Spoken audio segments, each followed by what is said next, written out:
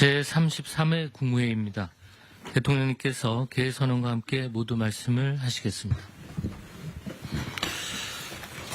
네, 제33차 국무회의를 시작하겠습니다.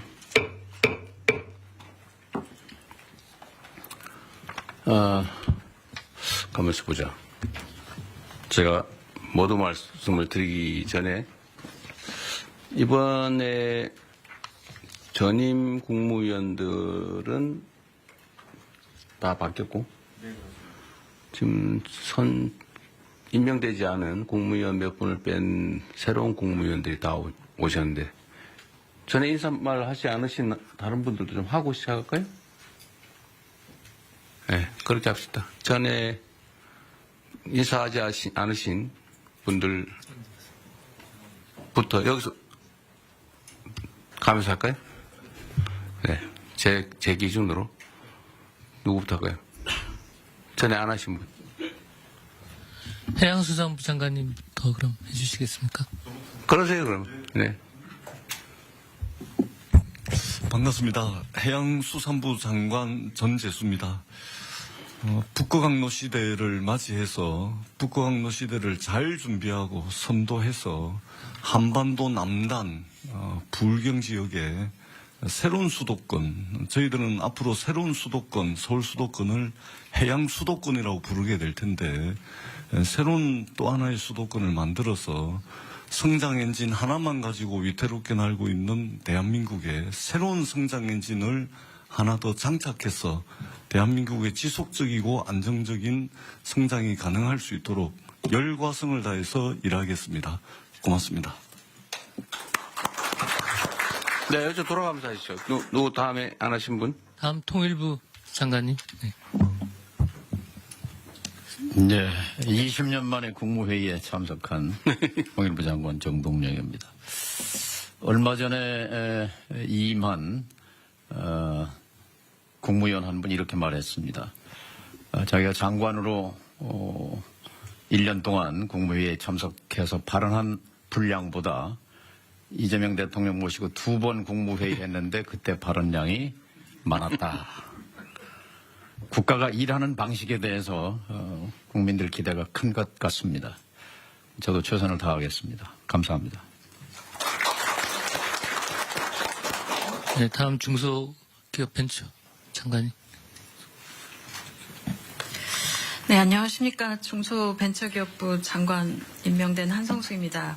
그 중소벤처기업과 소상공인이 생존과 성장의 갈림길에 놓인 이 상황에서 제가 이 소임을 맡게 돼서 무거운 책임감을 느낍니다. 회복과 성장과 행복이란 단어를 마음에 새기겠습니다. 그 산업과 기업의 시작점에 있었습니다. 중기부의 모든 정책들이. 그래서 그런 정책들이 거의 모든 부처와 관계되어 있기 때문에 앞으로 자주 찾아뵙고 말씀 많이 듣고 그리고 협조 요청드리겠습니다. 잘 부탁드립니다. 국방부 장관님. 네, 국방부 장관 남규백입니다. 먼저 국가와 우리 군을 위해서 일할 기회를 주신 대통령님께 먼저 감사의 말씀을 드립니다. 바라보는 시선이 달라야 도달하는 목적지가 다르다고 생각합니다. 말고비를 확실히 잡고 우리 군의 개혁을 이끌어내겠습니다. 12.3 불법 개혁으로 인해서 현재 우리 군은 군심이 흩어져 있습니다. 군심을 바로잡고 국민의 군대로 재건시키는데 모든 역량을 쏟아붓겠습니다. 여기 계신 국민님께서 많은 협력을 바라겠습니다. 감사합니다. 다 하신 건가요? 네. 네, 우리 장관님은 그 국방홍보원인가? 그 국방일보에 장관님 취임사를 편집을 해가지고 주요 핵심 메시지는 빼버렸다 그러던데 기강을 잘 잡으셔야 될 것 같습니다. 네, 심각합니다. 국방부 장관이 한 취임사를 편집을 해서 내란 언급은 싹 빼버렸다더라고요. 네. 그리고 혹시 송 장관님은 전에 말씀하셨던가요? 안 했죠? 여기도 신임입니다, 신임. 네, 한 말씀 하시죠. 새로운 각오로. 예, 대통령님. 저는 그야말로 우리 총리님한테 사실 그 선수를 좀 뺏겼습니다. 제가 인사말을 하려던 게 뭐였냐면은 저는 연속의 책임을 지겠습니다. 그리고 혁신의 책임도 지겠습니다. 그런데 이것을 소통과 신속과 그런 수단을 통해서 성과를 최대한 내겠습니다. 이야기를 하고 싶었는데 제가 마음에 먹고 있던 걸 총리님이 취임사에서 그대로 쓰셔서 제가 깜짝 놀랐습니다. 그래서 그 같은 마음으로 우리 정부의 성공을 위해서 그리고 국민들의 그 삶이 조금 나아지도록 그리고 우리 농업인들의 삶도 조금 더 나아질 수 있도록 제가 할 수 있는 최선의 역량을 발휘하겠습니다. 여기 계신 분들이 많이 협조해 주시면 더욱더 힘을 내서 하겠습니다. 고맙습니다. 네. 어업인, 축산인, 임업인도 잘 챙겨주시기 바랍니다. 네, 다 같은 마음으로 또 새롭게 잘해주시기 바랍니다. 네, 지금 민생회복 소비 쿠폰이 지급돼서 시중에서 사용되고 있는데 이게 일주일 만에 80% 국민들께서 수령을 하셨다고 합니다. 이게 비교를 해보니까 2020년에 긴급재난지원금을 지급했을 때 같은 기간에 비교했을 때 24%포인트 더 높다고 합니다. 이거는 사실 우리 국민들께서 얼마나 이 소비 쿠폰을 기다려왔나라는 것을 보여주기도 합니다. 혹여라도 지급 대상에서 누락되는 일이 없도록 소외되는 분들이 없도록 잘 챙겨주시길 바랍니다. 지방정부의 역할이 매우 중요하다는 말씀도 드립니다. 그리고 우리가 이 과정에서 하나 좀 되새겨봐야 될 것이 언제나 행정을 하는 데 있어서는 공급자인 우리 또는 공무원들의 행정 편의 이런 위주로 생각하면 안 된다는 것입니다. 이게 모두가 행복하자고 하는 일이 누군가에게 엄청난 좌절감, 소외감, 상실감을 주기도 합니다. 뭐 카드에 금액을 표현한다든지 이렇게 해서 내가 기초생활 수급자구나 라고 하는 게 드러나는 게 얼마나 고통스럽겠습니까? 그럼 배려죠. 어쨌든 그래서 이런 걸 경험 삼아서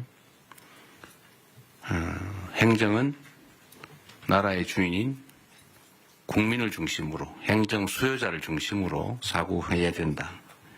실행해야 된다는 점을 다시 한번 생각하면 좋겠습니다. 기후변화 때문이겠지만 폭우에 이어서 폭염이 심각합니다. 온열 환자가 지난해에 약 3배인 2,400명을 넘어섰다고 합니다. 폐사 가축수도 지난해 10배, 100만 마리를 넘어섰다고 합니다. 관련 부처에서 이게 국가적 비상사태다라는 각오를 가지고 가용 인력 예산, 역량을 총동원해서 피해를 최소화해 주시기 바랍니다. 취약계층 지원이나 특히 야외에서 일하는 노동자들에 대한 보호, 추가의 농가 피해 예방, 또 물가 안정을 위해서 최선 다해 주시기를 다시 한번 당부드립니다. 그리고 제가 어제 보니까 포스코 ENC라는 회사에서 올해 들어서 5번째 산재 사망 사고가 발생했다고 합니다. 5명이 올해 돌아가셨다 그 말입니다. 일하러 갔다가. 이게 있을 수 있는 일입니까? 살자고 돈 벌자고 간 직장이 전쟁터가 된 거 아닙니까? 어떻게 동일한 사업장에서 올해만 5명이 일하다 죽을 수 있습니까? 며칠 전에도 보니까 무슨 상수도 공사하는데 맨홀을 들어갔다가 또 2명인가가 질식 사망했다고 합니다. 그 이전에 며칠 전에 또 보니까 무슨 큰 통에 그걸 수리하러 들어갔다가 또 질식 사망했다고 해요. 뭔가 폐쇄된 공간에 일을 하러 들어가면 질식 사망하는 사고가 많다는 건 국민적 상식인데 어떻게 그걸 보호장구 없이 일을 하게 합니까?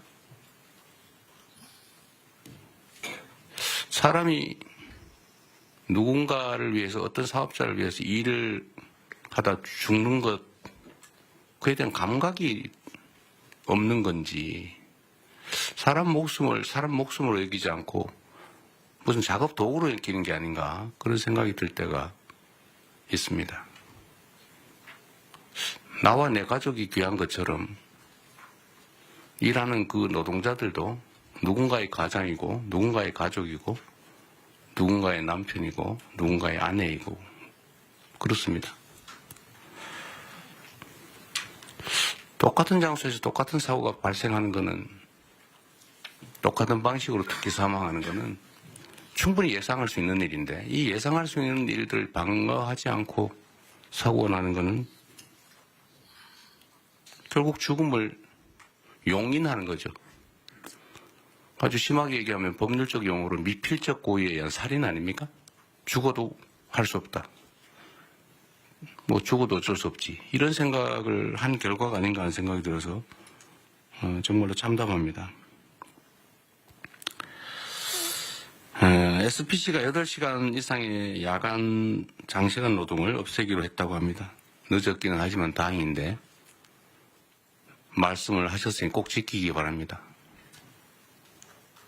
전에도 1,000억을 들여서 동일사고 발생하지 않게 조치하겠다고 했는데 그걸 과연 했는지 제가 확인해 보라고 했지만 이번에는 신속하게 꼭 지켜주시기를 부탁드립니다. 그런 얘기가 있죠. 사람은 기계가 아니다. 노동자도 사람이죠. 12시간씩 밤에 그것도 주야 막교대로 이어서 일한다는 게 쉽지 않습니다. 어쨌든 이런 후진적인 산재를 영구적으로 추방해야 합니다. 연간 1,000명에 가까운 사람들이 일하다 죽는다고 하는 게 이게 있을 수 없는 일이죠. 대한민국이 명색이 10대 경제강국에 5대 군사강국, 문화강국이라고 불립니다. 그리고 세계 최고를 자랑하는 민주주의 국가죠. 일하다 죽는 일이 최소화될 수 있기를 바랍니다. 안전이라고 하는 것은 당연히 해야 될 의무지 이걸 비용으로 생각해서 아껴야 되겠다 이렇게 생각하면 안 되죠. 돈보다 생명이 귀중하다는 생각을 모든 사회 영역에서 우리 모두가 다시 한번 되새겨보면 좋겠습니다. 물론 이럴 때는 여러 가지 원인들이 있죠. 원청, 하청 관계. 공사 현장에 가보면 하청을 한 번만 하는 게 아니고 하청의 하청, 하청의 하청의 하청, 하청의 하청의 하청의 하청. 그래서 4번, 5번씩 하청이 되면서 원 도급 금액의 절반 정도로 실제 공사가 이루어지니까 안전시설이나 안전조치를 할 수가 없어요. 이거 법으로 금지된 건데 방치되어 있지 않습니까? 포스코 ENC 같은 데서 1년에 5명씩 이렇게 산재 사망사고가 나는 것도 아마 그런 거와 조금은 관련이 있지 않을까 그런 생각이 듭니다. 한번 가봐야 되지 않을까 싶은 생각이 들고요. 이 산재 사고, 특히 사망사고에 대해서는 좀 오늘은 우리 국무회의에 의제로 미리 제가 고지를 해드렸는데 이게 어느 한 부처만 노력해서 될 일이 아닙니다. 각 부처가 준비한 게 있으니까 공개적으로 요거는 한번 안건 논의 전에 토론을 한번 했으면 싶어요. 준비하신 게 있으니까 지금부터 시작을 하면 좋겠습니다. 어쨌든 이런 노력을 기반으로 올해가 산재 사망 근절 원년이 될 수 있으면 좋겠습니다. 좀 그래프가 사망이 계속 유지되거나 늘어나는데 꺾이는 그 원년이 되었으면 좋겠다는 생각을 가지고 오늘 토론을 한번 시작해 보도록 하겠습니다. 제가 진행을 할 테니까요. 준비된 게 있으시면 요거 토론부터 먼저 하도록 하겠습니다. 누가 준비하시죠? 고용노동부 장관님. 네. 네, 고용노동부 장관입니다. 요약해서 자료가 있으니까. 자료에 근거해서 네. 보고드리겠습니다. 네. 먼저 중대재해 현황입니다. 올해 1분기 사고 사망자 수는 137분입니다. 좀처럼 줄지 않고 있습니다. 유형을 보면은 떨어짐, 끼임, 부딪힘 등 후진국형 사고가 다발되고 있습니다. 최근 기후위기에 따라 온열 질환 더하기 질식 사고가 또 새롭게 나타나고 있습니다. 대통령께서도 말씀하셨던 상수도에서도 지금 질식 사고가 산소 결핍으로 인해서 발생된 것으로 추정됩니다. 원인 분석입니다. 먼저 가장 큰 원인으로는 대통령께서도 말씀하셨듯이 안전과 사람을 비용으로 여전히 인식하는 관행이 만연합니다. 왜 사람에 대한 지원은 비용이고 설비에 대한 지원은 투자인가? 이런 질문을 던져봅니다. SPC 이 사례에서 대통령께서 정확히 지적하셨듯이 저임금 장시간 노동이 재해자의 집중력을 저하시켰고 이러한 것들이 모여서 재해자의 불안정한 행동이 나타났다는 점에서 그동안 우리는 재해자의 불안정한 행동을 원인으로 지목해 오지 않았나. 우리 정부에서는 원인과 결과를 뒤바꾸지 않겠습니다. 또한 교체가 시급한 노후 장비, 특히 그날도 회전체 윤활유가 자동으로 분사되어야 함에도 불구하고 오랫동안 방치되었던 것을 재해자께서 수동으로 공급하다가 사망사고에 이르렀습니다. 왜 이러한 투자가 적게 이루어지지 않았나? 이것은 결국 지배구조와 연관이 있다고 생각됩니다.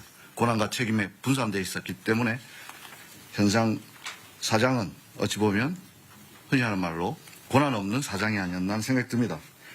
두 번째로는 재해가 발생해도 기업의 실질적인 손실이 크지 않는, 즉 재해 발생을 비용으로 환치했을 때도 기업 차원에서는 크지 않다는 인식이 팽배한 게 아닌가 생각됩니다. 중대재해처벌법이 도입되어서 경각심은 제고되었지만 현장에서는 오히려 최고위 경영 책임자는 회피하려는 법률 컨설팅에 의존하고 실질적인 감소책이 나타나는 것은 줄어들지 않는 이유는 거기에 있지 않나 생각됩니다. 또한 이 중대재해처벌법 수사 판결이 상당 시간 소요되기 때문에 또 손방망이 처벌이라는 것도 있고 또 한편 기업에서는 불확실성이 길어짐으로써 불만도 있는 것도 사실입니다. 일각에서는 중대재해처벌법이 대형 로펌만 좋아졌다는 자주 섞인 이야기도 있습니다. 이런 차원에서 중대재해처벌법의 실효성 강화 방법 필요하다고 생각됩니다. 세 번째로 지시와 개통의 불확실성이 야기하는 기업의 경영 방식입니다. 개통은 단순화되어야 되고 지시는 정확해야 됩니다. 그래야만 안전이 확보되는데 이러한 지배구조의 다단계 구조 속에서 개통은 복잡해졌고 지시의 책임자는 불분명해졌습니다. 이런 문제 근본적으로 발본색원하겠습니다. 마지막 지난 정부에서 대책이나 집행 과정이 전면적으로 재검토가 필요하다고 생각됩니다. 사람의 안전 생명보다는 오히려 경영 여건을 우선시하는 경향이 있었지 않았나 생각됩니다. 향후 대책입니다. 이재명 정부에서는 근본적으로 중대재해에 대한 대책의 정부의 근본적인 패러다임을 전환하고자 합니다. 이를 위해서는 그동안 기업에 대한 책임 의무를 강화하는 것과 함께 실제 당사자인 노동자들이 보호의 객체가 아니라 자신들이 나서서 예방을 하는 주체로 만들기 위한 인식 전환과 제도 개선이 시급합니다.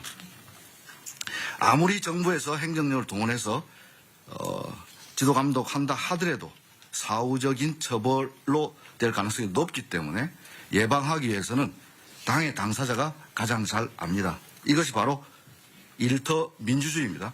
K민주주의의 완성은 일터 민주주의에서 확보된다고 생각합니다.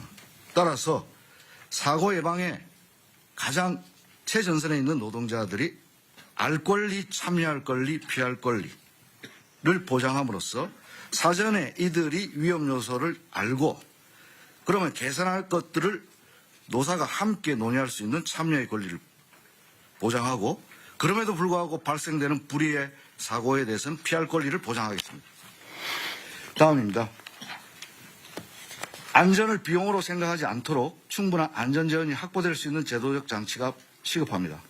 특히나 건설 현장에서 만연하고 있는 불법 하도급, 무분별한 재하도급 근절을 위한 제도 개선을 관계부처와 협의해야 된다고 생각합니다. 공기 단축을 이유로 사람이 죽어서는 안 됩니다. 표준 도급계약서 개정하겠습니다. 건설업에서 산업안전보건관리비 계상 의무도 원청해 주겠습니다. 제가 지난주 남양주 건설 현장 갔을 때 안전난간 지적했는데 이런 것들이 원청 발주자에서 처음에 포함이 안 돼 있었습니다. 원청으로부터 지급받아서 모두 설치 완료됐다고 보고받았습니다. 다음입니다. 사망사고 발생 시 실질적인 제재가 가능한 방식을 고민하겠습니다. 형사적 처벌과 함께 징벌적 손해배상 등 경제적 제재, 그리고 공공 입찰의 참가를 제한하거나 영업정지 등 병행 검토하고요. 아까 말씀드렸던 복잡한 지배구조, 거버넌스에 대해서 실질적 책임 있는 자, 권한 있는 자에게 책임을 묻도록 하겠습니다. 자료에는 나와 있지 않지만 싱가포르 사례, WHS라고 하는 범정부적 싱가포르도 2005년 당시만 하더라도 저희들과 같은 상당히 높은 산업재해 나라였습니다. 하지만 지금 세계적으로 가장 안전한 나라가 되고 있는데요. 거기에서는 이러한 노동자들의 권리 보장과 함께 실질적 책임자에 대한 처벌 더하기 실질적인 제재, 예를 들자면 벌점을 많이 받았을 때는 이주 노동자의 취업을 제한한다든지 이러한 조치들을 통해서 지금 현재 전 세계적인 안전한 나라가 되고 있습니다. 싱가포르 사례 적극 참조해서 제도 개선에 나서겠습니다. 무분별한 위험의 외주화 제한할 수 있도록 원청 책임을 강화하겠습니다. 적격 수급인이라고 하는 선정 기준을 강화해서 적격자가 아닌 자가 수급받을 수 없도록 하겠습니다.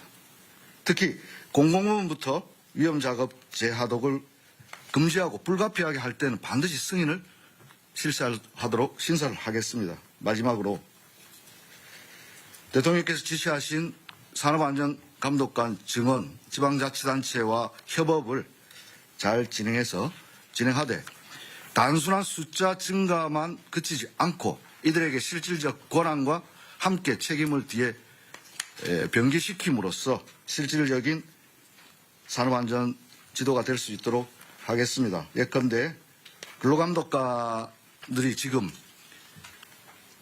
많이 있지만 집단적 노사관계 업무까지 하고 있습니다. 노동조합 동향보고 이런 불필요한 업무 확 줄이고 여기에 집중할 수 있도록 일하는 방식도 바꾸겠습니다. 대통령께서 SPC에서 특공대가 돼야 된다고 지시하셨는데 특공대 만들어서 예를 들어서 실무 경력을 가진 퇴직자와 신규자를 2인 1조로 해서 이른바 노동안전 투캅스 만들어서 계속 페트롤카를 돌리고 불시에 점검할 수 있도록 하겠습니다. 이상과 같이 대책을 보고 드리고 관계 부처와의 내용은 자료 참조해 주시면 되겠습니다. 이상입니다. 네, 요즘 노동자 출신이 노동부 장관이 되셨으니 옆에 중소기업부 장관은 중소기업을 잘 챙기시고 네. 산업부 장관은 기업들을 잘 챙기시고 자 그런 방향으로 갑시다. 그렇게 가는데 일단은 각 부처가 준비한 거 얘기하기 전에 꼭 준비 안 했던 부처라도 말씀을 하셔도 됩니다. 자주간에 이게 옛날에 제가 어릴 때 올리버 트위스트라는 소설책을 본 일이 있는데 그 어릴 때는 몰랐는데 나이가 들어서 알고 보니까 그게 소년 노동의 잔혹함을 풍자한 책이었어요. 그 노동법이 생겨난 이유가 이러다가 노동자들이 다 전멸해가지고 일시킬 사람이 없어지니까 우리 밤에는 여성들 아이들은 노동시키지 말자. 또는 뭐 13살 이하는 쓰지 말자. 키우자. 그렇게 해서 노동법이 생겨났다고 하잖아요. 예, 공장법의 시초입니다. 하여튼 그 노동법들이 현장에서는 잘 안 지켜지는데 특히 산업안전에 관한 기준들을 다 법에 정해져 놨잖아요. 그죠? 네. 추락 방지 시설이니 뭐니 뭐 온갖 뭐 예를 들면 폐쇄 공간에 들어갈 때는 뭐 호흡을 다 해야 된다 뭐 온갖 게 다 있는데 그거 다 안 지켜서 나는 사고들이죠. 다. 거의 대부분이. 거의 대부분이 그렇습니다. 그 안 지키는 이유는 돈 드니까. 네, 비용입니다. 비용 드니까. 네. 원청에서 안 주니까. 근데 이게 아주 단순한데 그 비용을 아끼는 게 이익이니까 계속 아끼겠죠. 근데 만약에 이걸 아꼈는데 보험 원리상 비용이 나중에 지출해야 된 대가가 이것보다 훨씬 더 크더라. 라고 하면 절대 이러지 않을 거예요. 그죠? 그렇습니다. 그건 뭐냐면 결국은 제재나 대가가 너무 약한 거죠. 그러니까 차라리 사람이 죽는 위험을 감수하는 게 이익인 사회인 거죠. 그래서 이게 핵심적인 원인인 것 같으니까 아까 말씀하신 것처럼 근로감독관 300명 빨리 구성하라는데 몇 명 했어요? 지금 300명 이미 구성되어 있습니다. 구성됐어요? 네, 150 산업안전공단 단속은 나가고 있어요? 매주 나갑니다. 매주? 매일 나가야지 왜 매주 나갑니까? 저는 매주 나갑니다. 본인은 매주 나가시고요. 어쨌든 불시 단속은 계속 하고 있는 거죠? 그렇습니다. 언제 저도 한번 같이 가면 좋겠어요. 고맙습니다. 네. 어쨌든 사람 목숨을 지키는 특공대다 이렇게 생각하고 네. 정말로 철저하게 단속해야 됩니다. 직을 걸겠습니다. 네, 진짜로. 이번에 이거 해가 상당 기간 지나도 산재가 안 줄어들면 진짜 직을 거십시오. 그렇게 하겠습니다. 보호의 객체에서 예방 주체로 이거 아주 재밌는 아이디어 같습니다. 그러려면 사실은 노동자들의 단결된 역량이 되게 중요한데 그죠? 네. 노동조합도 조직 방해나 이런 것들은 요새 별로 없는 것 같긴 하던데. 하여튼 아직까지는 그런 거. 노동자들이 혼자 이런 문제를 해결하기는 어렵기 때문에 같은 입장에 있는 노동자들끼리 연합할 수 있게 단결할 수 있게 하는 게 중요한 과제인 것 같습니다. 노동자들의 조직률은 좀 올라가고 있나요? 지금 현재 12% 어간에서 정체되어 있는. 한 10년 만에 1% 올랐군요. 네, 그렇습니다. 그래서 오른 게 어디인가 싶긴 하네요. 이게 제일 핵심은 그거 같습니다. 실질적 제재. 그러니까 이게 안전조치를 안 하고 사고가 나면은 안전조치를 안 함으로써 생기는 이익, 비용 절감보다 훨씬 더 큰 지출이 있다. 네. 라는 걸 확실하게 제도화하면 네. 사고 안 나게 미리 열심히 하겠죠. 네, 그래서 결국 그게 문명 국가일 것 같아요. 맞습니다. 이 중대재해처벌법 말씀 잠깐 드리면 중대재해처벌법에 우리가 처음에 아이디어를 얻었던 것이 영국에 제정됐던 기업살인법이라 해서 법인에 대한 제재를 그러긴 한데 이게 저는 재계에서 중대재해처벌법 이거 자꾸 문제 제기하던데요. 네. 사실 저는 이게 그렇게 실효적인가 하는 의문이 있긴 해요. 네네. 대부분 집행유예 정도로 끝나는 데다가 그 실질적 경영주, 그러니까 이런 안전조치를 하지 않음으로써 이익을 얻는 주체하고 실제 처벌받는 주체가 많이 괴리돼 있죠. 네, 그렇습니다. 예를 들면 실제 이익은 예를 들면 회장이 보는데 그렇습니다. 최대로 해야 사장이 책임지는. 네네. 사장은 실제로 고용인데. 네. 그러니까 별로 효과가 없는 거죠. 그래서 실효성 제고 방안을 검토하겠습니다. 근데 이게 저는 형사처벌은 별로 좋은 아주 결정적인 수단은 못 되는 것 같고 맞습니다. 지출이 늘어나게 만들어야 될 것 같아요. 네. 제재도. 네. 그러니까 아까 말씀하신 징벌배상. 네. 그러니까 똑같은 상습적, 반복적 사망사고가 발생한다. 네. 뭐 한 번 우연히 발생한 거라면 모르겠는데 똑같은 현장에서 똑같은 원인으로 똑같은 시기에 똑같은 방식으로 이거는 사실은 거의 고의에 가까운데 이런 경우는 징벌배상을 도입을 하는 것도 한번 고려해 볼 필요는 있죠. 검토하고 있습니다. 아 그래요? 네. 여기 자료에 있는데 갑자기 말씀하셔가지고 여기 보면은- 지금 바로 생각했나? 아니요. 여기 보면은. 뒤에 있어요? 네. 알겠습니다. 예. 그런 거라든지 과징금이라든지 고액의 과징금 사실 경제적 제재를 가해야 실제 예방을 하기 위해 나서지 않을까. 이익과 손실, 자본주의 이게 중요하잖아요. 네. 계산이 중요하니까 그것도 한번 고려해야 될 것 같고요. 이제 다른 부처들이 좀 준비한 게 있을 테니까 한번 얘기를 좀 들어보고 또 의논을 마저 하겠습니다. 각 부처가 준비한 건 최대한 좀 요약해서 다 알아들을 수 있으니까 좀 시작하도록 하시죠. 법무부가 먼저 할까요? 예, 순서에 따라 법무부 먼저 하겠습니다. 어쨌든 뭐 중대재해나 산재 관련해갖고 국민 일반의 감정 신속하고 엄정한 수사 처벌을 원하고 있습니다. 현재 실태를 확인해 보니까 최근에 중재법으로 처리된 30건에 관련해갖고요. 수사 단계에서 검찰 송치까지가 한 418일 걸렸습니다. 검찰에서 기소까지가 200일이 걸렸습니다. 600일이 넘어가기 때문에 국민 일반들 정서와는 상당한 거리가 있는 것 같습니다. 뭐냐는 뭐 아시는 것처럼 기업의 보건안전 시스템 전반을 좀 살펴야 되고 실질적인 지배구조가 어떻게 되어 있는지 이런 것 때문에 뭐 다량의 압수이라든가 사건 관계가 굉장히 많아서 굉장히 지연되는 측면도 있고요. 그 다음에 법 시행 초기라 여전히 법원의 판례라든가 수사의 어떤 기법에서 좀 미진한 부분이 있는 것 같습니다. 그래서 저희 법무부에서는 대검에서 전담검사 지정해갖고 초기부터 노동부라든가 관련 유관 기관들이 협의해갖고 쟁점과 수사 방향을 다 정리해갖고 좀 더 신속하게 수사할 수 있게 좀 지도하고 있습니다. 그리고 대검 전담부서에서 직접 수사도 지원하고요. 근로감독관 대상으로 중재법 처리 및 수사 노하우 교육도 좀 시키고 있습니다. 그래갖고 최종적으로는 법원의 그 엄중한 처벌이 필요한데 법무부에서는 중재법 그 구형 기준을 마련해갖고 엄정하게 시행되고 있는데 법원에 지금 양형 기준이 없습니다. 그래서 법원에 양형위원회에다가 양형 기준을 좀 저희들 강력하게 요청하고 있습니다. 최근 같은 경우는 최근 그 아리셀 화재 사건 같은 경우는 대표자에게 20년 구형했습니다. 그래갖고 저희들이 관련자들이 하여튼 책임에 상응한 또 처벌을 좀 받을 수 있도록 최선을 다하겠습니다. 아리셀 20년 구형하셨는데 그 아리셀의 사망자가 몇 명이죠? 지금 23명으로 23명 이상 있습니다. 그 지금 기준에 의하면은 지금 사망자 1인당 징역 2년 6월에서 4년 정도로 설정되어 있는데요.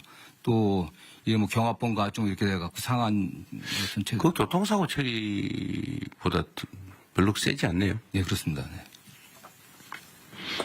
네. 아까 전담부서 말씀하셨는데 전담 검사 얘기하신 거 부서는 아니고. 네. 근데 이게 예를 들면 뭐 저 광양에서 사고 나고 저기 뭐 포천에서 사고 나고 뭐 이러면 전담이 별로 의미가 없는 것 같은데. 그래서 그 일선총에 지금 저희가 수사 지휘를 대검에서 하고 있습니다. 네. 전담 지휘자를 둔 거군요. 네, 그렇습니다. 전담 팀을 두는 걸 한번 검토해 보시면 어떻습니까? 이게 사람이 일하다 죽는 사건이라고 하는 게 그런 단순한 게 아닌데 교통사고 뭐 이런 거하고 좀 다르잖아요. 예, 예. 일하다 죽는 그것도 명백하게 사실 과실이 대부분 명백한 과실 아닙니까?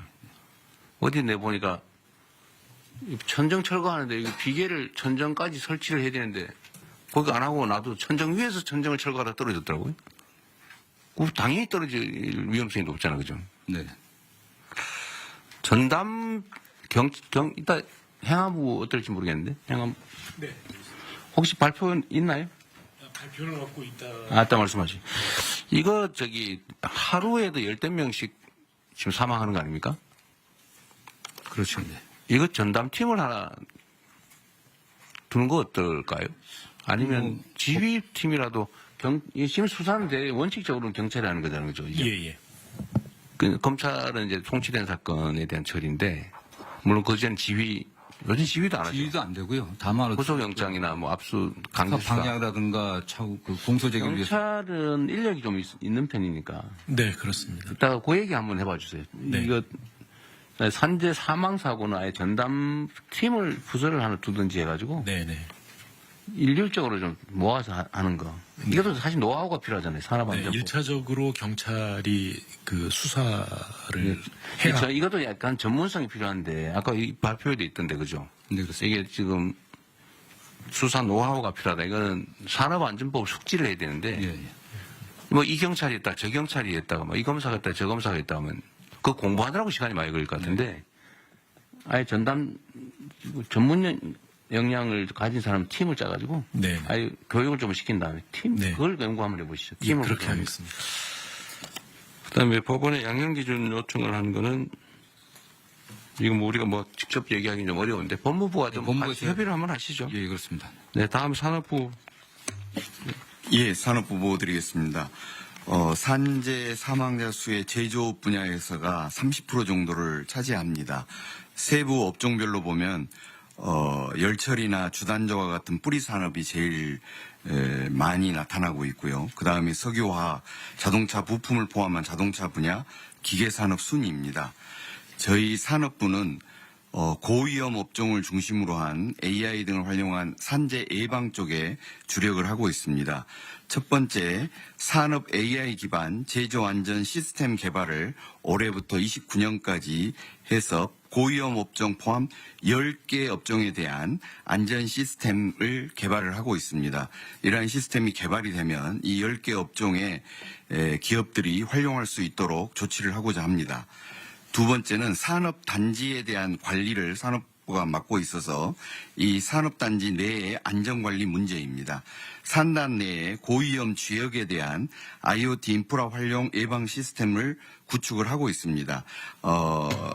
이러한 화학물질, 유해 화학물질에 대한 누출 감지 솔루션이나 사족 위험 지역에 대해서는 사족 보행 로봇이 투입될 수 있게 하거나 또는 예방 감시를 드론을 통해서 활용할 수 있는 방안들을 강구를 하고 있습니다. 마지막으로는 이러한 안전 환경 구축이 산업계 측에서 이루어질 수 있도록 특히 중소조선사나 산업단지 내에 중소 중견기업 대상으로 하는 안전 컨설팅 또는 안전 디자인을 구축해주는 지원 사업을 추진하고 있습니다. 네, 수고하셨고요. 이런 건 뭐 잘 해주시고 제 산업부는 특별히 하나 좀 부탁을 드리고 싶은 게 있는데, 예. 어쨌든 대한민국의 주요 기업들을 관할하고 계시잖아요. 예. 이 기업들도 이 산재 사고에 대한 인식을 좀 바꾸는 게 중요할 것 같아요. 특히 이 건설이나 뭐 이런 데 위험한데 이런 데는 이게 앞으로는 더 비싸게 먹힌다. 예.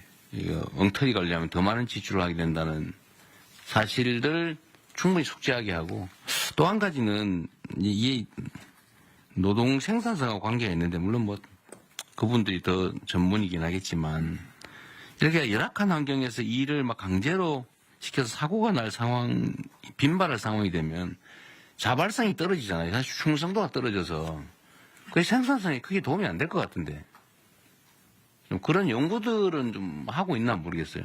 그러니까 좀 근로자들이 신나서 내 직장이야 우리 뭐 라는 생각을 가지고 일하는 경우하고, 막 열악한 환경에서 막 옆에서 막 노동자들이 죽어가는 걸 보고 막 이러면서 일하는 거하고 생산성에 영향이 꽤 있을 것 같은데, 예. 이런 것도 한번 연구를 한번 하든지 해가지고 자발적으로 좀 줄이기 위한 노력을 좀 하게 만드는 게 더 중요하지 않을까 싶네요. 그런 측면에서 연구를 해본 기억이 없는데 네. 말씀처럼 좀 저는 영향이 있을 것 같아요. 그리고 또 한 가지는 이런 거 산업재해에 대한 단속 강화나 이런 얘기를 하면 기업식이 되게 섭섭하게 생각하는 경향이 있을 것 같은데, 예. 어쨌든 이 정부는 이런 걸 철저하게 관리는 하되 기업 활동에 지장이 없거나 좀 더 원활한 지역 활동이 가능하도 뭐 규제 완화 합리화든지 아니면 기업 활동에 대한 지원이든지 뭐 이런 건 정말 열심히 할 테니까요. 예. 이제는 노동자들 막 쥐어 짜가지고 돈을 버는 게 아니고 기술 개발하든지 시장 개척하든지 새로운 사업 아이템을 발굴하든지 이런 데 정부가 지원을 할 테니 좀 그런 데 주력해 주면 좋겠다. 이렇게 좀 해주면 좋겠어. 예. 인식적으로 할 수 있는 방안을 강구하겠습니다. 총리님 하신 말씀 있으세요? 마이크 켜고 하십시오.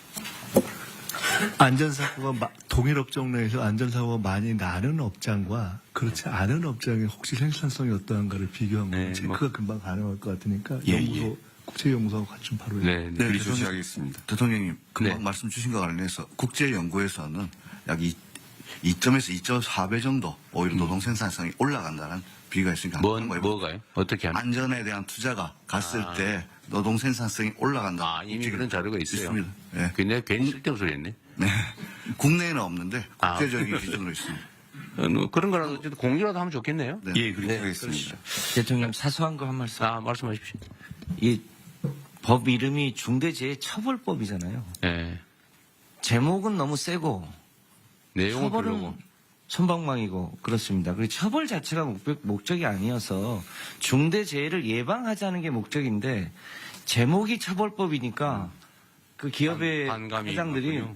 그 제목에 대한 반감이 꽤 큽니다. 그래서 저는 중대재해 예방법으로 제목은 바꾸고 그 내용적으로 그 예방을 강화하고 예방을 못한 것에 대한 처벌 규정을 세게 하고 이렇게 전체 체계를 좀 바꾸면 어떨까? 사실은 산업안전보건법이 예방법이죠. 예, 근데 이제 그걸 통합하기는 좀 어려운데. 네, 대통령님 제가 좀 말씀드리면 말씀하신 바와 같이 우리 부 소관은 산업안전보건법이고 중대재해처벌법은 형법이라서 그 법무부 소관입니다. 아, 물론 그렇죠. 네, 그렇다 보니까 명칭이 좀 그런 것이죠. 취지는 사실은 맞는 지적인 것 같아요. 예, 중대재해처벌법, 처벌 사실 매우 네거티브한데 예방으로 하고 예방에 일정한 성과를 내면은 뭐 인센티브를 준다든지 사실 이런 방식으로 하는 게 훨씬 더 문명적이긴 한 것 같네요. 그건 노동부에서 한번 연구를 한번 해보십시오. 예, 그렇게 이게 하겠습니다. 실제로는 억압해가지고 효과가 크지 않거든요. 네. 예. 다음 국토부 하시죠. 국토부가 이게 관련 분야가 많아가지고. 네. 네. 저희가 드린 자료는 국토부의 일반적인 내용이고 사실은 저희가 논의하고 있는 법률과 관련해서 이 자료를 못 올렸습니다. 저기 통영님께서 네네. 자료 참고용 자료로 네. 잠깐 알겠습니다. 네.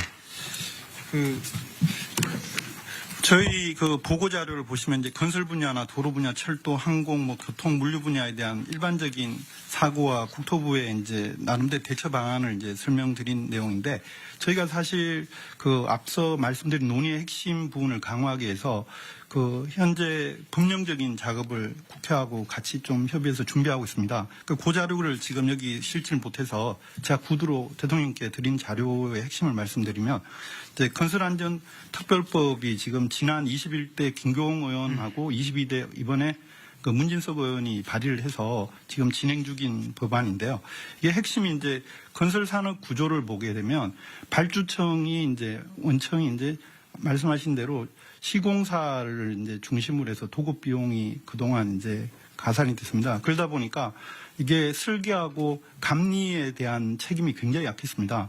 그래서 건설안전특별법의 1차 부분은 이제 그 발주청인 원청에 대한 이제 책임, 그 처벌 부분과 관련해서 이 시공에 대한 이제 공사비 책정에 이제 공기 적정성을 원래 보장을 하지만 설계 쪽하고 감리 쪽에도 그와 관련된 이제 적정성을 보장을 하는 것을 하고 그리고 이제 더 중요한 건 이제 이런 이제 앞서 말했던 그 실제로 사람을 처벌하는 부분에 대한 부분들이 건설회사 같은 경우는 뭐 대리로 뭐 예를 들어 처벌받는 경우라든지 여러 가지 문제가 있어서 실효성의 문제가 있어서 비용적인 거로 이제 저희가 생각하고 있는 거는 법안에 나오지만 매출액 대비 지금 3% 정도의 이제 그 과징금을 이제 일종의 그 하는 방안을 생각하고 있습니다. 그래서 이게 그렇게 될 경우 지금 이제 보통은 영업이익 대비 한 3에서 4% 수준인데 매출액 대비 3%가 나오고 지금 건설업계에서 굉장히 거기 반발하는 경향이 있지만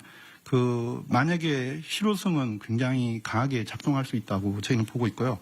그리고 이게 특히 이제 발주청 이후에 그 원청인 시공사도 그 안전 규정에 대한 강화를 해서 뭐 앞서 말했던 안전과 관련된 펜스라든지 이런 거를 설치를 하지 않아서 하도급이 이제 회사가 뭐 두 번째, 세 번째 하도급이 사고 나더라도 그 부분에 대해서 그 이제 시공사에 대한 책임을 묻는 식으로 법적인 거를 전부 다 처리를 하려고 하고 있습니다. 근데 이렇게 했을 때 제일 이제 문제가 될 수 있는 건 이제 발주청의 비용 부담 문제가 발주청이라면 저희 공공 분야 뭐 이렇게도 대표되겠는데 공공이 예를 들어서 그 이 비용을 확보하는 게 저희 국가재정법에 따라서 기재부하고 또 협의해서 확보되는 그런 측면이 있어서 사실은 공공 분야에서 어떤 발주에서 예산 부분에 대한 일정 조정이 또 있어야 되고 나머지 이제 민간에서도 그에 대한 이제 그 인식이나 의식이 이제 마지막 사업까지도 다 책임진다는 그런 거로 전환돼야 되지 않을까. 그 장점은 가장 큰 부분은 우리나라 건설 산업의 후진성에서 전환될 수 있는 계기가 된다고 보고 있습니다. 즉 무슨 말이냐면 이게 산업이 이제 안전을 강조하지만 선진화가 될 수 있는 부분이 우리나라 건설 산업 최대 약점이 이제 그 감리나 설계 부분이 이제 창의적이거나 아니면 안전성을 답보해내지 못하는 부분인데 이 부분을 제 생각으로는 만약에 이런 안전 규정을 하면 부수적 효과로 건설 그 산업에 있어서 설계나 감리 쪽에 강화 효과가 나타나면 그쪽이 제대로 임금을 받게 된다고 보고 있습니다. 네. 네, 어쨌든 이런 새로운 안도 좋고, 그러니까 건설 안전에 관한 법을 새롭게 만들어서 제재와 책임을 강화하자 그 말이잖아요. 네네. 네. 그것도 중요하고 여기 준비된 내용을 보면 여하튼 건설 분야의 추락 사고가 지금 제일 많지 않습니까? 근데 건설 현장의 추락 사고는 산업안전보건법이 정한 기준에 의한 안전시설이나 조치를 안 해서 거의 대부분 발생하죠. 그렇습니다. 네. 그러니까 이거를 사전에 사고 난 다음에 처벌도 중요한데 그걸 안 지키는 평소의 미준수 행위에 대해서 제재를 세게 해가지고 필요한 안전조치를 당연히 해야. 이게 생산성 향상에 2.6배 도움이 된다고요? 2.4배 뭐 하여튼 유럽 보고는 그렇습니다. 어쨌든 그 추락사고 예방 대책을 철저하게 준수하는 거하고 지하 안전 강화 이것도 있네요. 국토부 네. 관련 많아요. 네, 예. 제가 그 부분 또 그러면 짧게 보고. 아니, 됐습니다. 네, 네. 자, 지하 안전 강화도 해야 되는데 이것도 역시 지하에 관해서 상세한 규정들을 이미 만들어 놨는데 하여튼 안 지켜서 생기는 경우가 많죠. 대부분 다 그렇습니다. 대부분 다 그렇죠. 건설 현장도 그렇고 지금 뭐 우리 차관님이 준비하신 것도 있고 폭염 때 지금 사고도 사망도 꽤 많죠. 이 폭염에 대한 안전 조치도 다 규정이 있죠. 몇 분 동안 더 쉬어라, 몇 도 이상 되면은 일하지 말아라. 네, 요번에 33도 이상 되면은 2시간 내에 20분씩. 네, 근데 다 그거 안 지켜서 대부분 다 그러죠. 네. 철도 사고, 항공 분야는 흔하진 않지만 어쨌든 이것도 되게 시설이나 아니면 뭐 과실 이런 경우가 많죠. 건축 분야, 교통 분야 등, 물류. 어쨌든 국토부는 관할 영역이 상당히 많은 것 같고요. 거기에 관련 규정을 잘 지키는 게 중요할 것 같습니다. 자, 다음에 금융위, 이거는 재밌는 안이 꽤 있어요. 금융위 한번 얘기해 보시죠. 예, 금융위 보도드리겠습니다. 그 중대재해를 예방하는 데 있어서 경제적 불이익을 높이는 것이 중요하고 금융 쪽에서는 결국 시장의 힘에 의해서 그 불이익을 높여나가는 방향으로 저희들이 대책을 추진을 하려고 하고 있습니다.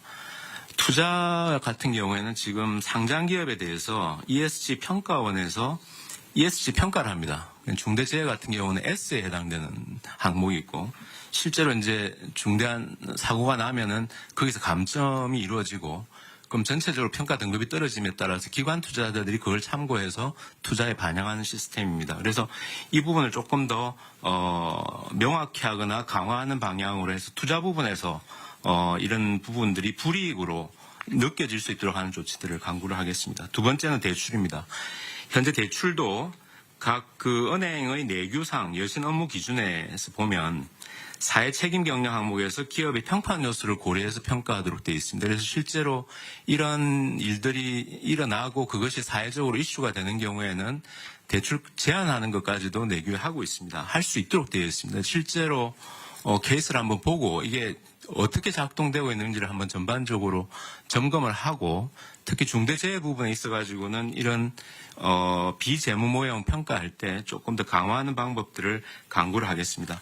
그리고 마지막으로는 잘하는 기업 그러니까 안전 투자를 좀 더 하겠다고 하는 기업들에 대해서는 정책금융기관들이 조금 더 낮은 금리 또는 낮은 보증료를 지금 제공을 하고 있습니다. 이 부분도 재원의 문제는 있을 수 있겠습니다만 조금 더 강화하는 방향을 강구하도록 하겠습니다. 이상 보고를 마칩니다.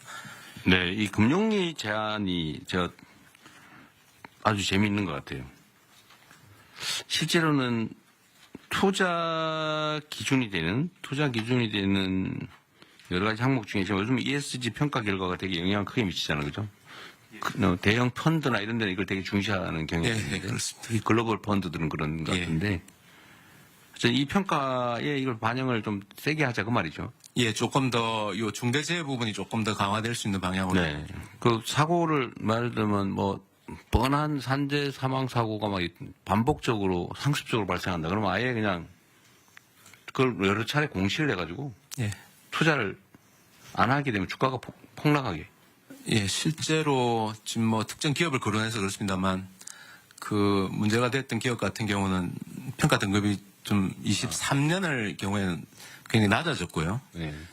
실제로 주가가 여러 가지 요인을 봐야 되겠습니다만 처음 사고 난 대비로 주가가 많이 빠져 있습니다. 그 종합 주가 지수는 전반적으로 올라가 있는 상황이라서 그래서 그런 요인들도 좀 작용한 거 아닌가 저희들은 그렇게 네, 생각하고 그냥 있습니다. 자연스러운 현상보다는 어쨌든 ESG 평가를 강화해가지고 네. 어쨌든 이 아주 정말 원시적인 거잖아요. 규정을 안 지켜서 산재 사망 사고가 상습 발생한다고 하는 거는 대출은 당장 우리가 어떤 조치를 할 수 있는 부분 같은데 이거는 실제 실행 계획을 좀 만들어서 예. 대출 제한이나 뭐 이런 걸 좀 해야 될 거 아니에요. 한번 현황을 한번 보겠습니다. 네. 예, 예. 실제 어떻게 작동하고 있는지 한번 보고 대책을 그렇죠. 강구하겠습니다. 기준을 좀 만들어서 대출과 투자에 불이익이 있는 게 상장 회사들은 상당히 큰 타격이 있을 거 아니에요. 이런 경제적 제재를 실제로 해야 효과가 있을 것 같습니다. 처벌도 뭐 효과가 없지는 않은데. 예. 네. 대통령님 행안부 요 마저 하고 할게요. 네. 자, 공정위하고 조달청이 있으니까 조달청도 있고 요거 먼저 하고 이제 다른 부처들 의견도 마저 듣겠습니다. 네. 자, 공정위 준비한 거 요약해서 간단하게 하시죠. 예, 공정거래위원회입니다. 산업안전 기록을 전가하거나 또는 하도급 대금을 미지급하거나 등은 하도급 업체의 경영 환경을 악화시켜서 결국은 하도급 업체 중대재해 발생의 구조적 원인으로 작용한다고 보고 있습니다. 산업재해를 예방하기 위해서는 원청이 안전관리의 주체라는 인식이 확고해야 되고 그 책임을 하청업체에게 전가해서는 안 됩니다. 그래서 공정위는 그동안 원사업자가 부담해야 될 산업재해 예방 비용을 수급사업자에게 전가시키는 그런 부당 특약을 금지해왔고요. 이걸 위반하면은 시정조치 과징금 벌금이 부과됩니다. 그리고 그 부당 특약이 사법상 효력도 없다라는 그런 법률 개정안을 지난 4월에 통과시켰습니다. 그래서 10월부터 시행될 예정입니다. 또한 원청이 안전관리 책임을 명시한 표준 하도급 계약서를 마련해서 적극 홍보 확산해 왔습니다. 건설의 경우에는 대부분의 사업자가 표준 하도급 계약서를 사용 중입니다. 그리고 안전관리 책임이 부당하게 전가되는 사례가 있는지 지속적으로 점검해 왔습니다. 그러나 최근에 사고가 빈발하고 있고 그래서 원청이 이런 비용을 전가하고 있는지에 대한 점검 필요성이 더욱 커졌습니다. 그래서 공정위는 그런 재해가 자주 발생하는 건설업종을 중심으로 원청이 안전관리 비용을 하청에 전가하는 행위를 집중 조사하고 있습니다. 7월부터 9월까지 집중 조사하고 있는 상황입니다. 법 위반 사항이 확인되면 엄정하게 제재하겠습니다. 또한 하도급 대금이 안정적으로 지급될 수 있도록 하도급 대금 지급 보증 확대 등 종합적인 제도 개선 방안을 마련할 계획입니다. 관련해서 산업재해를 줄일 수 있는 다양한 방안을 마련해서 국민의 생명과 안정을 지키는 데 최선을 다하겠습니다. 이상 보고를 마치겠습니다. 이게 어느 부처가 관할하는지 잘 모르겠는데, 수차, 예를 들면, 하도급 여러 차례 하는 거 있잖아요. 그 원래 법에 내가 보면 한 차례밖에 안 되는 걸로 알고 있는데. 건설업은 한 번밖에 안 됩니다. 근데 종합건설. 실제로 한 서너 번 하잖아요. 그죠? 네, 그렇습니다. 근데 이거에 대한 제재가 좀 부실해서 그런지, 법으로 금지를 해도 없어지질 않아요. 아주 고질적인 문제입니다. 그리고 그 때문에 임금체불 발생하고. 똑같은 구조입니다. 임금체불과 산재는. 이거는 공정위에서 좀 단속을 이런 거 공정위 단속 사안인가요? 그건 아니죠. 법이 공정거래위원회 하도급법에 있는 것으로 되어 있지 않습니다. 그래서 저희가 국토부. 국토부 소관이 불법 하도급 하는 거? 건설업에서는 국토부입니다. 국토부. 예. 불법 하도급 현장 관련은 저희가 관리하고 있는 걸로 알고 있습니다. 아, 그래요? 하여튼 이거, 우리가 법으로 정했으면 지키고, 못 지킬 것 같으면 그 법을 없애야지. 네. 애매모호하게 어영부영 지키는 사람은 손해, 안 지키는 사람은 이익. 이게 이 비정상 사회의 대표 케이스 아닙니까? 법을 잘 지키면 손해보고, 안 지키면 이익 보고, 지키기 어렵거나, 그러면 차라리 법을 없애야지. 만들어 놓고 안 지키는 건 진짜 문제거든요. 네. 어쨌든 요거는 노동부가 국토부와 협조를 하든지 국토부한테 가서 빌든지 아니면 뭐 술을 사드리든지 뭔 술을 써서라도 하여튼 강력하게 단속하게 하십시오. 그렇게 하겠습니다. 네, 어쨌든 노동부가 주무 부처니까. 알겠습니다. 네.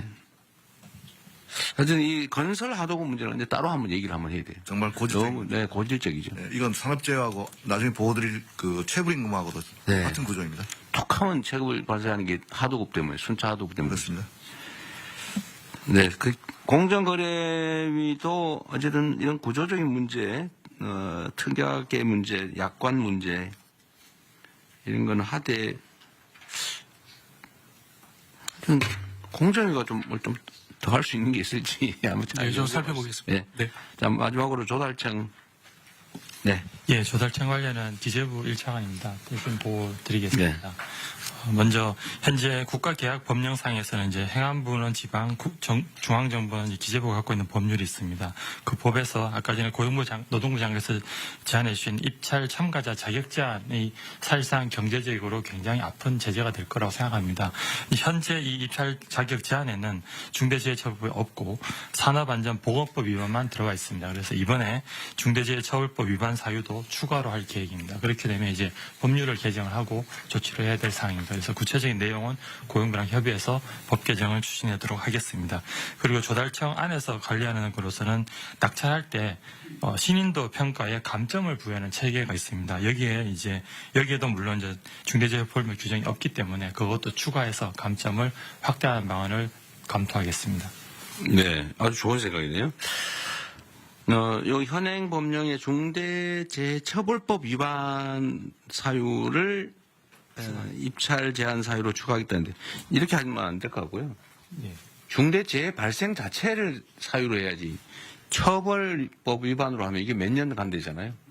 예, 이 법률 위반이 확정되기는 너무 오래 걸리니까 표현의 오류인지는 혹시 모르겠는데 중대재해 사망 사고가 발생하면 제한하는 거죠. 예, 제가 말씀을 그렇게 드리는 실제 현재 계약법에도 보면 산업안전보건법에 따른 규정을 위반하여 뭐뭐 등에 따른 사망 위해를 가한 자를 제한하게 돼 있어요? 예, 돼 있습니다. 다만 이 경우에 말씀하신 것처럼 이 산업안전보건법 위반인지 결국 중대재해법을 넣더라도 중처법 위반인지를 누군가는 확정을 해야 되는데 그 확정 기간이 현재 노동부로 알고 있습니다.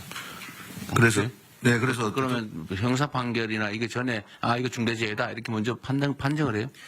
법의 정의에 중대재해라 함은 그러니까 네, 1인 이상 사망. 그거를 누군가가 이거 중대재해다 이렇게 해줘야 되는데 고용노동부가 이거는 중대재해가 발생했다 이렇게 규정합니다. 아 그래요? 네. 그 수사 전에 처벌 여부는 이제 법원 수사나 기소 단계에서 되는 거고. 네. 그러면 노동부에서 이거 중대재해다라고 일종의 하면 그 네. 기업은 여기서 제한이 됩니다. 작업장에 사람이 사망하면 일단 빨리빨리 해줘야 될 거 아니에요? 그렇습니다. 바로바로 하는 시스템은 있어요? 네, 중대재해 발생되면 중대재해는 바로 직보되고. 근데 제재 정도가 입찰 제한의 현재 제재 정도와 앞으로 계획은 어느 정도예요?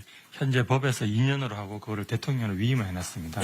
그런데 사고에 따라 대통령은 1년 반, 2년으로 이제 중대성에 따라서 규정을 하고 있습니다. 입찰 제한을 한 번 사고 나면 얼마, 두 번째 사고 나면 몇 년, 세 번째 사고 나면 이런 식으로 하는 그런 방법도 검토를 해보고 중복하면 더 제재를 강화하는 거죠. 예, 현재는 사망자 수에 따라서 사망자 수 조금 그 부분도 반복성에 따라서 좀 추가하는 걸 검토하시죠. 예. 네네.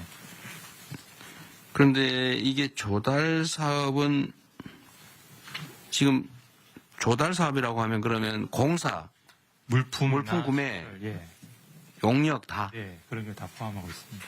네, 이거 관리를 좀 잘하면. 그런데 이렇게 하면 이거 제대로 하면 사실 건설회사 상당 부분은 입찰 제한이 됐었을 것 같은데 실제로 좀 된 데 있어요? 지금까지는 중대재해처벌법은 포함 안 돼 있어가지고 저희들이 지금 기재부에 건의해놓은 상황입니다. 네네. 계획? 예, 중처법이 없습니다. 이제 반영이 안 돼서 반영을 하겠다는 거죠. 하겠다고. 지금 하고 있다는 게 아니고, 향후 대책으로 인원수로 했는데, 이걸 중복성에 따라서 추가하겠다고 말이에요? 아닙니다. 현재는 산안법 위반만 들어가고 있는데, 법을 고쳐서 중처법 위반도 추가를 하고. 산안법 위반은 결과와 관계없이. 네네. 그렇죠. 그러면 사망사고가 발생을 하면. 네. 그렇죠. 그 기준을 만들어서 산업안전보건법 위반을 지금 사유로 했는데. 예, 현재는 있고요. 근데 지금 결과를 가지고 판단하자. 예. 중처법 위반 사유도 추가하겠다는 거예요. 좀 세게 하십시오. 예, 법 개정할 때. 몇 번 막 걸리면 아예 그냥 정보 공사를 못하게. 예, 이거는 아예 자격이 제한되는 거예요. 그러니까 뭐 몇 번 2년 하는데 또 걸리고 그러면 아예 그냥 서너 번, 두세 번 걸리면 아예 못하게. 예, 그것도 같이 검토하겠습니다. 아니, 제가 왜 이 얘기를 하냐면, 지금 여기 발표가 이 마지막이라 없는데, 원래 그 규정을 위반하면 인허가를 취소, 정지시키는 경우가 가끔 있잖아요. 네. 내가 알기로는 무슨 수도 요금 안 내고 뭐 이러면 건축허가 안 해주고 이런 게 있는데, 그런 거 있잖아요. 네. 우리 이거 누가 담당하지? 그런 제도가 있는데, 우리 법제처 잘 모르세요?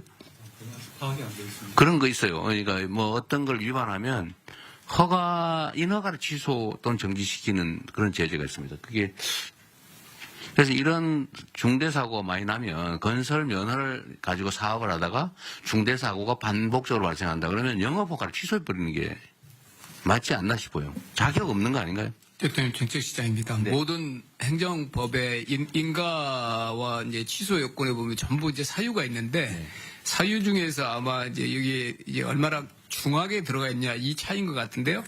관련 법들이 모든 부처에 걸쳐 있습니다. 그래서 한번 그렇죠. 예. 저희가 법제처로 상의를 해서 현행 우리 그 인허가 제도에서 제재 사유에서 중대재해가 어느 정도 돼 있는지 뭐 경중이 제가 볼 때는 중하게 안 돼 있을 것 같은데요. 중하게 해서 조정하는 방안을 전부처 한번 검토를 하겠습니다. 그러니까 입찰 제한도 제한인데 예를 들면 건설 면허를 받아가지고 건설 공사를 하다가 아예 안전시설 조치 의무를 하나도 안 해가지고 정말 뭐 매년 막 사람이 죽어나간다. 이거 건설 못하게 해야 되는 거 아닙니까? 이런 경우라면?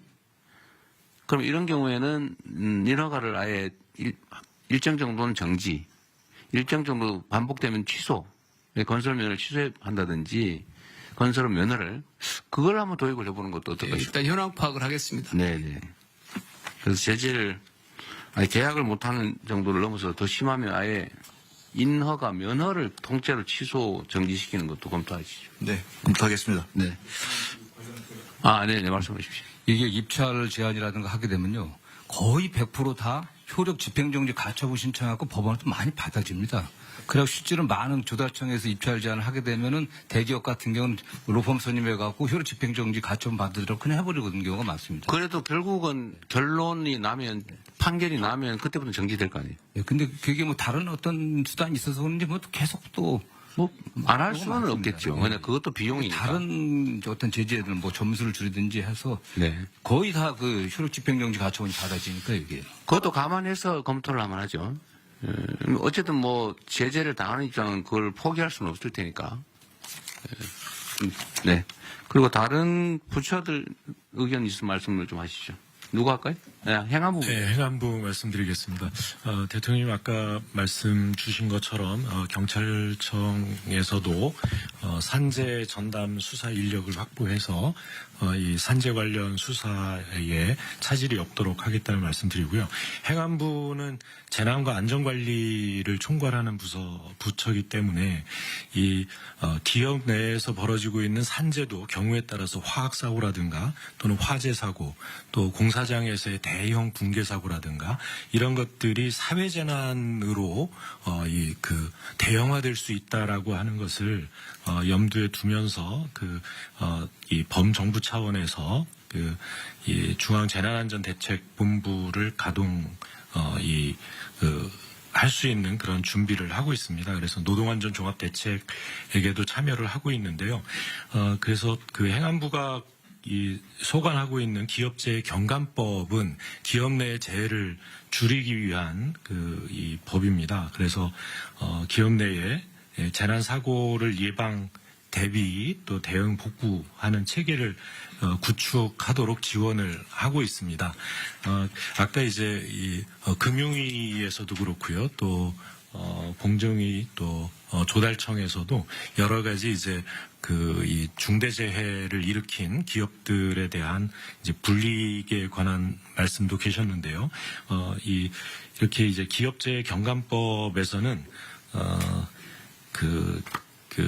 재해의 경감 활동 우수 기업을 지정해서 관리를 하고 있습니다. 그래서 재경감 활동을 잘 하고 있는, 그래서 이 ESG 평가를 잘 받는 기업에 대해서는 조달 가점이라든가 보험료 할인, 뭐 대출 금리 인하라든가 이런 그 인센티브 대책도 함께 마련해 주시면 기업의 안전 활동 대책을 독려하는 데 도움이 될 것 같다는 보고 말씀드립니다. 아까 말씀하신 것 중에 하여튼 경찰이 이 문제에 대해서는 좀 전문 전담 수사 조직을 만들어서 전담 수사 인력을 만들어서요. 1차적으로는 근로감독관들이 판단을 해서 넘겨오는데요. 거기에 대한 법률적 대처 바로 이루어질 수 그럼 근로감독관을 한 다음에 경찰이 수사를 그 다음 단계에 시작해요? 그 동시에 하잖아요? 동시에 들어가고 있습니다. 동시에 해야죠. 네. 알겠습니다. 또 다른 부처. 대통령 해양수산부도 그 선원의 안전 사고들이 있습니다.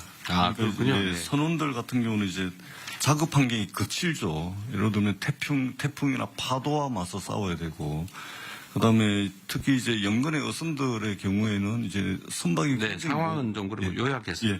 그래서 이 육상산업계 같은 경우는 이제 산업안전보건법 또 산업안전공단이 있어가지고 체계가 잡혀 있는데 마침 그 해상산업계는 이런 것이 없었는데 올 1월부터 그 어선안전조업법이라고 이것이 이제 시행이 됐습니다. 그래서 이 부분에 안전조치 미이행에 대한 처벌 규정이 들어가 있는데 이것을 좀 철저하게 좀 관리 감독을 해서 안전사고가 생기지 않도록 최선을 다하도록 하겠습니다. 네. 노동부 장관님, 지금 산업안전보건법에 각종 이렇게 무슨 의무조항을 쭉 만들어서 뭐 사업자가 지켜야 될 뭐 사항인가 쭉 있잖아요. 네네. 그것도 필요한 걸 계속 보완해 나가고 있겠죠. 네, 그렇습니다. 그런데 그걸 어길 경우에 대한 제재가 어느 정도예요? 제재가 예를 들면 뭐 있어요? 형사처벌,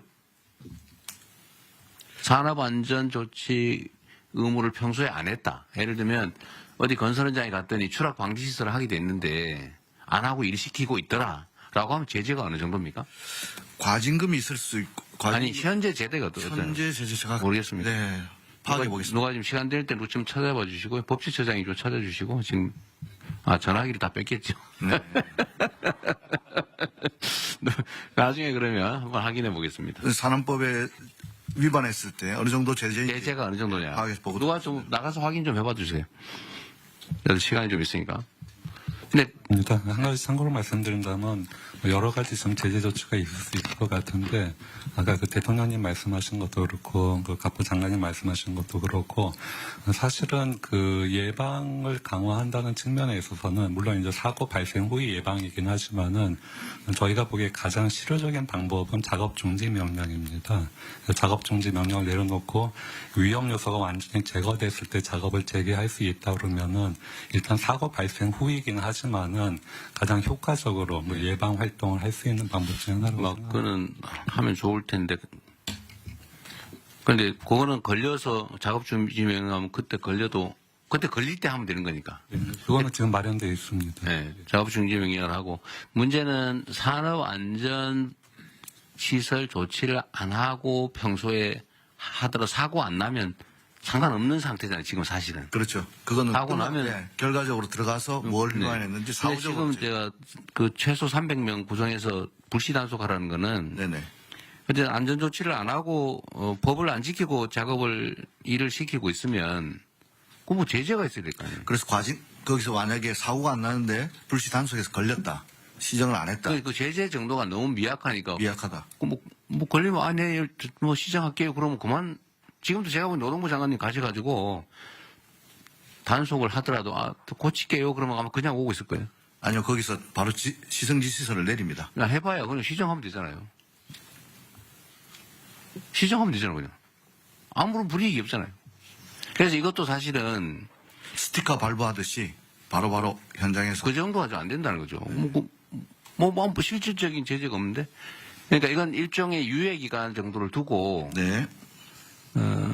이렇게 앞으로 안 하고 하면 일정 기간까지는 우리가 계도하는데 그 기간이 지나면 나중에 걸리면 최대로 제재한다.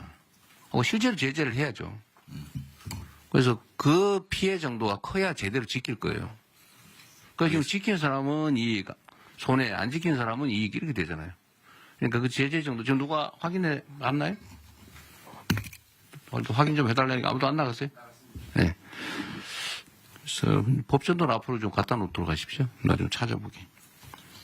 그러니까 이게 안전조치를 안 하고 일을 하다가 문제가 되면 엄청난 과징금을 받든지 아니면 형사처벌을 받든지 제가 보면 벌금을 받든지 형사처벌을 별로 안 두려워할 것 같아요. 뭐 기껏해야 내가 보기에는 뭐 대통령님 그 안전조치 산업안전보호법 네. 안전조치 벌칙 조항은 근로자 사망 시 7년 이하의 징역 또는 1억 원 이하의 벌금입니다. 안전조치를 안 한 사실 자체에 대한 제재 조항은 없어요.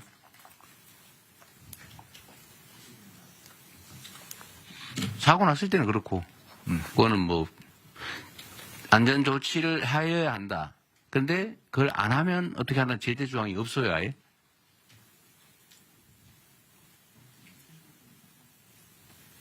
그러니까 이게 사실 우리의 문제죠. 이 많은 사람이 있는데 그걸 아무도 모른다는 사실이에요. 저도 문제죠. 저는 제재 조항이 당연히 있을 줄 알았는데. 그러니까 사용자 입장에서는 이런 상황이면 뭐 굳이 안 해도 사고 안 나면 돈 버는 거고 사고 나면 누가 대신 처벌받고 그냥 그 딱지 아까 말씀한 딱지 하나 받고 끝나버리면 평소에 돈 들여서 할 필요가 없죠. 대개는 인력을 추가 고용하든지 네. 아니면 시설을 하는 비용이 들든지 작업 속도가 늦어지든지 이런 현실적인 손실이 있잖아요. 그죠? 그러니까 안 지키는 거지. 근데 걸려도 제재가 별로 없어요. 사고 나면은 좀 심각해지지만 대부분 사고 안 나니까 그 돈을 버는 거죠. 지금 아직 못 찾았어요?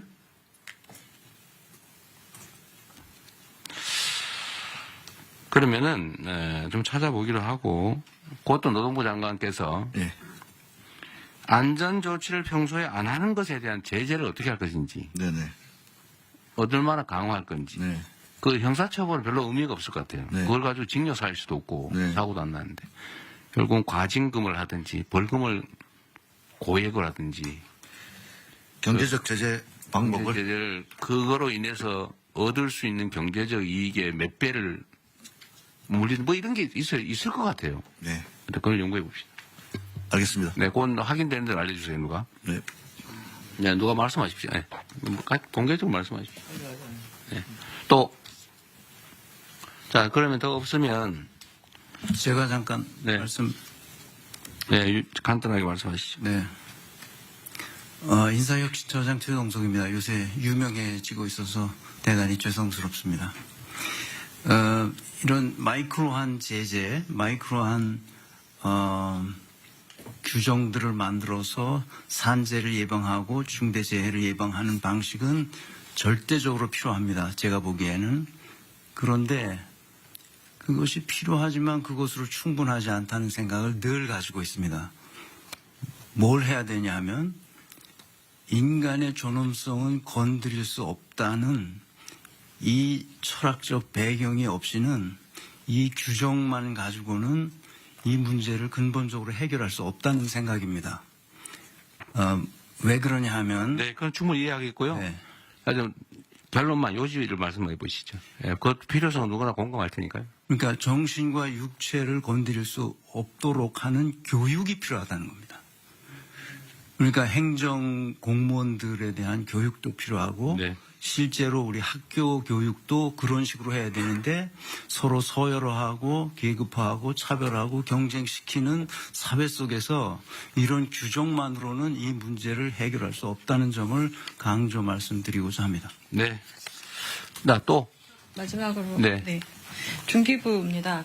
지금 말씀 주신 거 보고요. 저희가 준비했던 건 3가지인데 상습적 중기부가 준비한 게 있었어요? 자료가 없는. 아니요. 저희 또 말씀하십시오. 얘기를 해서, 네. 반복 발생 사업장에 대해서는 중기부가 지원 사업을 많이 하고 있어서 여기에 대해서는 정책자금 제한을 할 수 있다고 생각은 되는데 그 업체에 대한 기준과 내용을 좀 정해 주셔야 할 거라는 생각은 듭니다. 이게 그 정책 담당자들마다 모두 다른 기준을 가져갈 수는 없으니까요. 그래서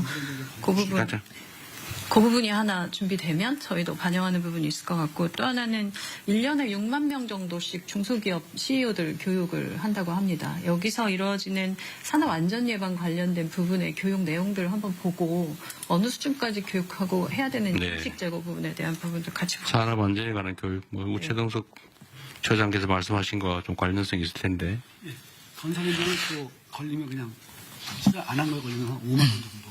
과태료 5만 원. 최대가 내서 최대 5천만 원. 성면 처리를 안 했을 때 성면은 되게 좀 크지 않습니까? 얘네가 아예 지킬 필요가 없는 거죠. 이거 5천만 원까지인데 5만 원에서 5천만 원까지 다양합니다. 근데 또 최소 5만 원입니다. 이거를 사실 이런 걸 고쳐야 됩니다. 지금 보니까 산업안전보건법 각 조항의 안전조치를 정해놓고 그걸 위반했을 때 과태료 최소 5만 원, 최대 5천만 원이라는데 이렇게 하면 지킬 이유가 없죠. 필요성을 제고하겠습니다. 요거를 어떻게 개정할지 이것도 한번 검토를 하고 논의를 한번 해보죠. 네. 알겠습니다. 여기에 구멍이 있었던 것 같습니다. 네. 잘 알겠습니다. 네. 또 혹시 의견 없으시면 정리할게요. 하여튼 산업재해 사망 문제는 사실은 우리 사회의 여러 가지 사망, 불의의 사망 원인 중에 두 번째로 한 세 번째 정도 되는 것 같네요. 자살, 교통사고, 산재. 하여튼 이거를 다시 최소화할 수 있도록 각 부처가 노력을 해야 될 텐데 주무부처는 어쨌든 노동부가 할 거고 노동부 자체에서 하는 것 외에 다른 부처가 해야 될 일을 오늘 쭉 토론을 해봤는데 이제 정리를 할 거 아닙니까? 오늘 말씀하신 걸 다 정리를 할 텐데 그걸 최대한 신속하게 입법할 건 입법하고 규정으로 만들 건 만들고 또 현장에 필요한 조치는 하고 인력 예산 필요하면 요청하시고 네. 그리고 그 결과를 다음 주까지는 어렵겠지만 되는 대로 보고도 해주시고 실제 실행할 수 있는 건 하시고요. 네. 그리고 현장은 최대한 많이 가보시고 그렇게 하겠습니다. 그렇게 하도록 하시죠. 지금 벌써 11시 20분인데 나머지 산불, 산사태, 그다음에 산림관리 방안 이거는 사실 논쟁이 되게 많은 사안이에요, 그죠? 저는 지금 온갖 얘기를 다 듣고 있는데 왜 30년 된 나무를 베해가지고 새로운 묘목을 심냐? 저번에도 한번 제가 여쭤봤는데 그게 탄소 발생을 줄이는 효과가 있다는데 저는 아직 여전히 상식적으로 납득이 잘 안 되고요. 두 번째는 그걸 베어버리니까 산사태 원인이 되더라라는 얘기가 있어요. 이번에 산청에 그저번 정봉주 장관께서 말씀하신 것 같은데 산청에 산사태의 원인이 예정돼 있었다. 근데 그게 왜 이유가 뭐냐? 제가 들은 바로는 그게 한 20년 전쯤에 벌목을 했던 지역이라 그래요. 그러니까 오래전에 벌목을 하면 일정 기간 동안 계속 산사태 위험이 커진다. 장관님이 들으신 거는 뭐였어요? 왜 산사태 지역이라고 예정됐다? 혹시 아세요?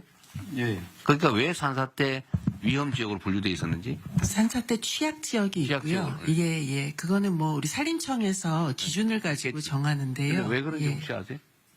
이거 지금 안건부터는 비공개였죠. 잠깐 대통령께서 방문한 산청읍 불이 저도 그 현장에 갔는데 작년 5월에 20년 전에 볼목한 거 맞고요. 작년 5월 달에 경상남도가 행정안전부에다가 산사태 취약 지역으로 산청군 내에 5개소를 보고했습니다. 근데 이게 비공개 처리됐습니다. 그 동네 주민들은 여기가 산사태 취약 지역인지를 잘 모릅니다. 그러니까 이거 정보 공개만 되고 가령 폭우가 예고됐을 때 주민들에게 경고를 했다면 충분히 사망사고 네. 이 자리에서만 3사람이 죽었거든요. 일단 논점은 그건 아니고요. 하여튼 그 지적은 맞고요. 그런데 여기가 왜 산사태 예정의 위험 지역이었냐에 대해서 제가 받은 어떤 정부 입장